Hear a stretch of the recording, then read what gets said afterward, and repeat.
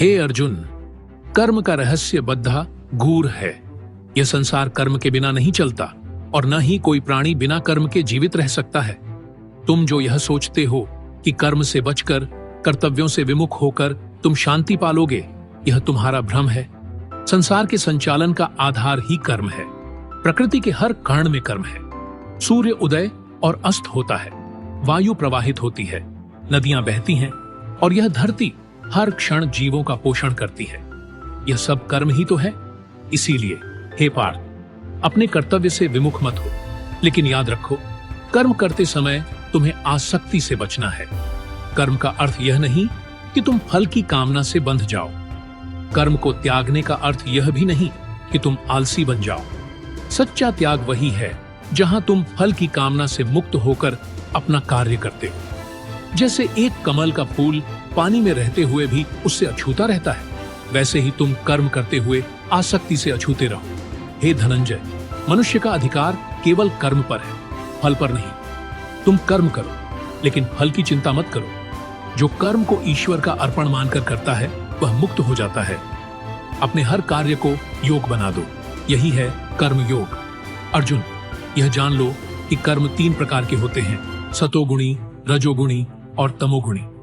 सतोगुणी कर्म वह है जो निःस्वार्थ और धर्मानुसार हो। रजोगुणी कर्म वह है जो स्वार्थ और इच्छाओं से प्रेरित हो, और तमोगुणी कर्म वह है जो अज्ञान और आलस्य से होता है। तुम्हें सतोगुणी कर्म का अनुसरण करना है, जिससे तुम्हारा आत्मा शुद्ध हो। हे गांडीवधारी, जब तुम कर्तव्य का पालन करते हो तो यह न सोचो कि लोग तुम्हारी प्रशंसा करेंगे या निंदा। अपने कर्म को धर्म के अनुसार करो। दूसरों के कर्म को देखना या उनका अनुकरण करना तुम्हारा कार्य नहीं है।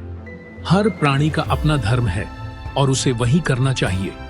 जैसे एक राजा का धर्म राज्य की रक्षा करना है, वैसे ही एक योद्धा का धर्म युद्ध करना है।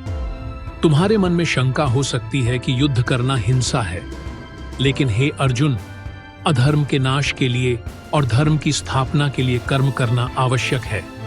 जब तुम धर्म के लिए युद्ध करते हो तो वह हिंसा नहीं होती, वह तो धर्म की सेवा होती है। हे अर्जुन, जीवन में तुम कर्म से बच नहीं सकते।